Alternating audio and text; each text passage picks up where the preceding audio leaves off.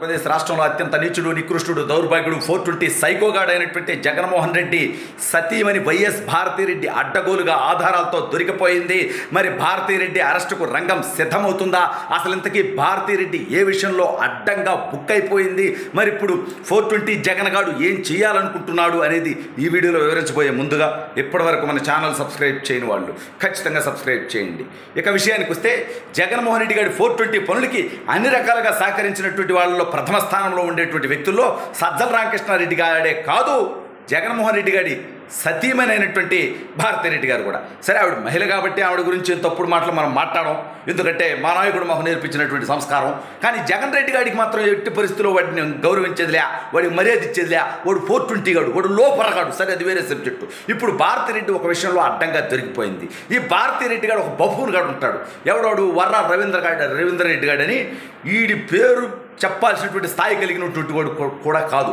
కానీ ఈరోజు హోంమంత్రిగా, ఆ రోజు తెలుగుదేశం పార్టీ మహిళా అధ్యక్షురాలుగా ఉన్నటువంటి వంగలపూడి అనిత గారి గురించి ఈ నీచుడు అత్యంత నికృష్టంగా మార్పింగ్ ఫోటోలు పెట్టినటువంటి దౌర్భాగ్యుడు. ఇక తెలుగుదేశం పార్టీ సోషల్ మీడియాగా పనిచేస్తున్నటువంటి మహిళల పైన నికృష్టంగా ఎంతోమంది పాపం ఆడబిడ్డలు వాళ్ళు ఏం చేశారు, జగన్మోహన్ రెడ్డి తప్పుడు పనులను ప్రశ్నించారు. అందుకని వాళ్ళ మీద నికృష్టంగా వాళ్ళ ఫోటోలు అశ్లీలంగా చిత్రీకరించి వాళ్ళకు రంకులట్టగట్టి నీచమైనటువంటి పోస్టులు పెట్టాడు.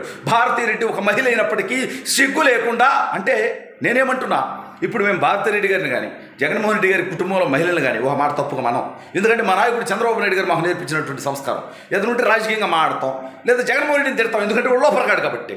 బట్ వీళ్ళు ఏం తప్పు చేసినా కూడా వాళ్ళ గురించి మేము మాట్లాడడం, ఎందుకంటే మహిళలు మేము అనం. కానీ భారతీరెడ్డి గారు ఆవిడ పిఏ యువర రవీంద్రారెడ్డి గారు, పులివెందులోడు, లఫుట్టుగాడు, లోపరగాడు, వాడిని పెట్టుకొని ఇష్టం వచ్చినట్టుగా తెలుగుదేశం పార్టీ వాళ్ళ మీద రాపించింది. వాళ్ళే కాదు, ఎవరైతే ప్రశ్నించే గలాలు ఉంటారో వాళ్ళ కుటుంబంలో ఉన్నటువంటి మహిళల ఫోటోలు తీసుకొచ్చి వాటికి మార్పింగ్ చేసి నికృష్టంగా పెట్టారు. ఆ రోజు ఉన్నటువంటి డీజీపీలుగా ఉన్నటువంటి సవంగమన్న అనేటువంటి ఒక బానిస, కసిరెడ్డి రాజేంద్రనాథ్ రెడ్డి అనేటువంటి ఒక లుచ్చాగాడు, వీళ్ళిద్దరూ కూడా కనీసం కేసు నమోదు చేసేటోళ్ళు కాదు. ఈ నా కొడుకులు తప్పుడు పనులు చేస్తే వాళ్ళని తిరిగి ప్రశ్నిస్తే మా బోటి వాళ్ళ మీద కేసులు పెట్టేవాళ్ళు నా కొడుకులు. ఈరోజు అడిగిపోయారు, అధికారం పోగానే పారిపోయే నా కొడుకులకు మీకెందుకురా, మీరు రా మగతనాల గురించి మాట్లాడితే, రాజకీయాల గురించి మాట్లాడితే. సరే, ఇప్పుడు వేరే సబ్జెక్టు. ఈ వర్ర రవీంద్రరెడ్డి గారు నిన్న అరెస్ట్ అయ్యాడని టాకు, అయ్యాడా వాడే పారిపోతూ ఈ స్కెచ్ చేసుకున్నాడా మనకు తెలియదు.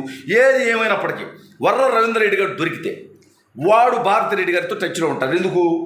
భారతీరెడ్డి గారి పిఏ కాబట్టి. సరే, ఇప్పుడు మీరు చాలామంది అనొచ్చు అనేక రకాలుగా, 3AM అని, లేకపోతే నవీన్, ఇంకొక భారతీరెడ్డి గారి పిఏ, ఆ ఫోను, అవన్నీ మనం అనవసరమైన సబ్జెక్టులు మనం మాట్లాడడం వాటిని. ఎందుకంటే మనం ఇప్పుడు వర్ర రవీంద్రరెడ్డి భారతీరెడ్డి గారి పిఏ, మరి భారతీరెడ్డి గారు వర్ర రవీంద్రరెడ్డితో రాష్ట్రంలో ఉన్నటువంటి మహిళల మీద పెట్టించినటువంటి నికృష్ట పోస్టులు, ఈ సబ్జెక్టు మాట్లాడుకుందాం. భారతీరెడ్డి గారి ఇన్స్ట్రక్షన్స్తోనే. ఎందుకంటే భారతీరెడ్డి గారి భర్త జగన్మోహన్ రెడ్డి గారు ఒక సైకో, వాడిని మాత్రం గౌరవించం మనం. వాడికి ఎట్లాగైతే సైకో లక్షణాలు ఉన్నాయో, మరి భారతీరెడ్డి గారు ఎందుకో, ఆవిడొక మహిళ, ఇంకా మిగిలిన మహిళల గురించే కాదండి, వాళ్ళ కుటుంబంలో ఉన్నటువంటి మహిళల గురించి, వైఎస్ షర్మిల గారి గురించి, సునీత గారి గురించి, వైఎస్ షర్మిల పుట్టుక గురించి, అంటే వైఎస్ విజయలక్ష్మి గారి క్యారెక్టర్ గురించి, రాజశేఖర రెడ్డి గారి సతీమణి గురించి, జగన్మోహన్ రెడ్డి తల్లి గురించి కూడా ఈ వర్ర రవీంద్రరెడ్డి గారు నికృష్టపు పోస్టులు పెట్టాడు. ఈ రాష్ట్రంలో ఉన్నటువంటి ప్రజలు గమనించండి, 39% ఓట్లేశారు కదా జగన్మోహన్ రెడ్డి అనేటువంటి సైకోగాడికి. వాడి తల్లి మీదే నికృష్టమైన పోస్టులు పెట్టించినోడు, వాడి చెల్లి పుట్టుక మీదే అనుమానాలు వచ్చే విధంగా పెట్టినటువంటి పోస్టులు పెట్టించినోడిని ఎంకరేజ్ చేసి భారతీరెడ్డి గారి పిఏగా ఉన్నటువంటి వాడు.